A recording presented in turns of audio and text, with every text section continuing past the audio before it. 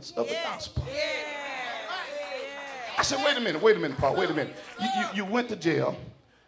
You persecuted the church. Because he was Saul then, but he was still the same man.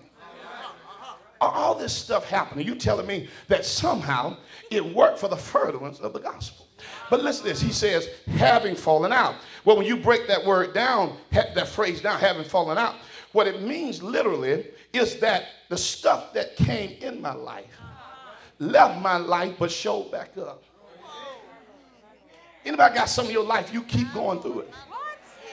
Look like every time you get rid of it and a blessing show up, it come right back. Anybody got some folks in your life? They wait till you get blessed and they call your phone. If they hear about your blessing, they'll show up. I come to tell you, Dr. Smith, there are some folks going to show up because they heard that nothing hadn't stopped you. Do I have a witness to tell somebody some folks going to show up because they see how good God is to you? And they waiting to see how you come out. But tell somebody, if you can't shout with me when I'm going through, you can't shout with me when I come out.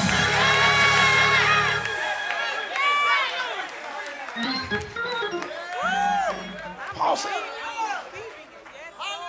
I keep going to jail and getting out of jail. I keep messing with folks, and folks keep messing with me. And when I think, sister, I got enough power to get past them, they show back up. And when I tell God to get rid of some folks that keep messing with me, and God keep letting them live, and I keep wondering, why is it, God? And God keeps saying, but you ain't got to get rid of them because my grace is sufficient. And he said, another reason I don't want you to get rid of them because they may have seen you in your trouble. So now I want them to live long enough to see you in your blessing.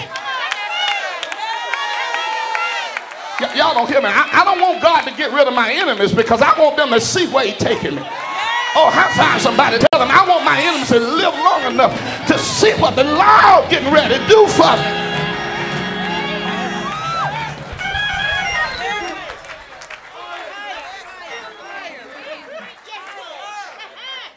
It fell out to the progress of the gospel. He says, so I won't be ashamed. I got to deal with this point, and I'm going to have to let you go. He says, I won't be ashamed. And yes, that's what messed me up, because how can you not be ashamed when you go through some stuff that make you ashamed?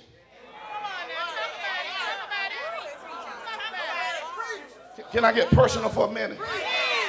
I remember back in 1995, we had gone through some of the most powerful times. We took 34 people to Germany to minister. We were building our Family Life Center. We had financing and everything to do it, and something went wrong.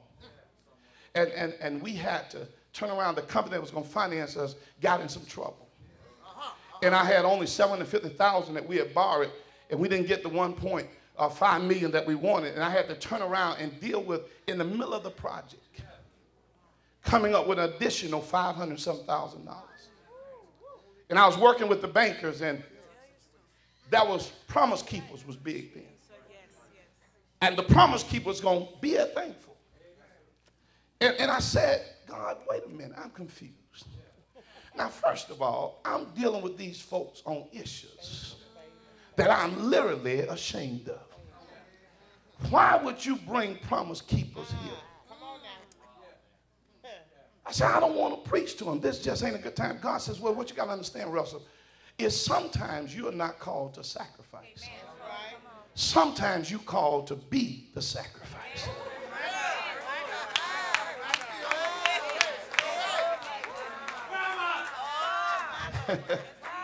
Am I talking to anybody ever had to be?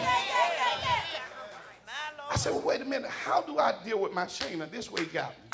He said, let me tell you something about your shame. The word shame means to be disfigured. All right. He says, but it's not what you go through that disfigures you, but it's how you respond to what you go through.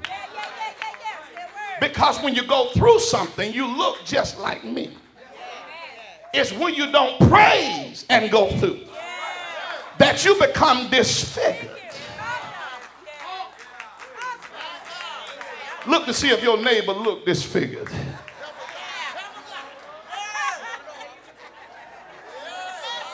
No child of God ought to go through silently. Psalm 65 promises the Lord that your praise waiteth on you. He says, in other words, when you get to my problem, I won't praise when you get through with it, but you will find me praising. And I dare somebody that's going to praise before the Lord get to your problem. I know I got to quit. I ain't got but 2 more points. Listen to this. You got to have snowflake praise. Can I tell you about snowflake praise?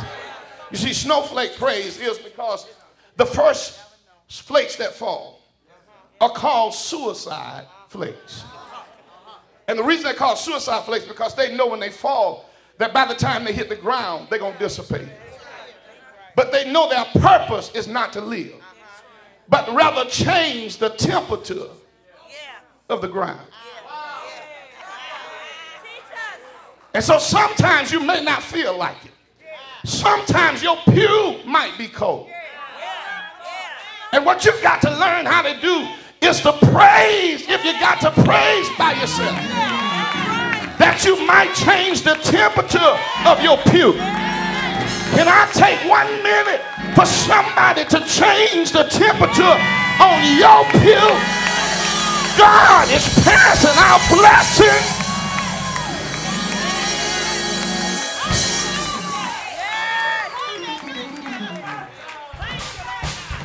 Give me this and I'm getting ready to let you go. Listen. He said, but this way he tells you. He says, in the midst of going through, don't be terrified. Tell somebody, don't be terrified. Don't be terrified. When you go through your stuff, don't be terrified. You're 2 months behind on your mortgage, but don't be. Terrified. You barely making it, but don't be. I said, what do you mean? Well, listen to this quickly. The word terrified means don't be frightened. It's the idea of causing to fall. But he says, don't be terrified by what opposes you. Because if you become terrified, what happens is you become the proof of what's opposing you. Y'all don't hear me? See, the stuff you're going through don't become real until you become terrified. You ought not to give your stuff a testimony. Can I help somebody again? You ought not to give your stuff a testimony. But you got to learn how to praise the name of the Lord. And I wish I had a little longer to tell you the rest of it, but can I just finish with this? The Bible ends up saying, Dr. Gass, that for you shall suffer for his sake.